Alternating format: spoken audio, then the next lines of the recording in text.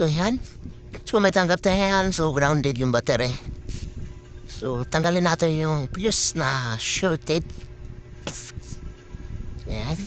Na mga kabarangay, na-remove na natin yung shorted na fuse sa battery. So test na natin ba para titest na natin kung goods na.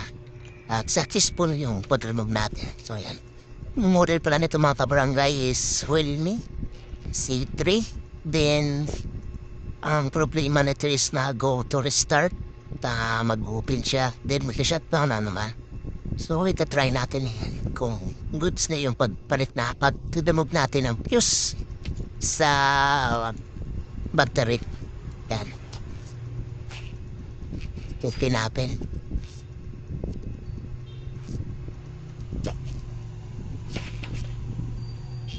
Kasi ito mga kabarangay sa pag inopen natin siya after mga seconds lang mamamatay naman siya at tapos magkukunan naman yan yung yung problema ng phone na to. So kaya remove natin yung shorted na fuse sa battery.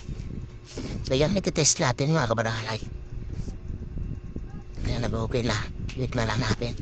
So ayun mga kabarangay, i-test natin mga 1 minute o 30 minutes para sure tayo na goods talaga yung pag. So bali yung na to mga kabarangay, alis minsan 80% o ay 90% usa siya namamatay. So ganun yung sakit ng mga cellphone ngayon, mga latest model, lalo na sa mga built-in. Yan ang kadalasan na problema nila. Auto shutdown. So yan. No, napansin ang mga kabarangay, hindi na siya nag-restart. Kanina pag-open mo. After mga seconds lang, mamamatay na. Pero ngayon, okay na siya. So, successful yung natin. Yung pag-remove natin.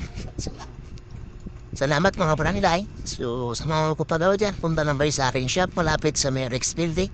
Katabi ng bagong Maselco. So, thank you mga kabarangay.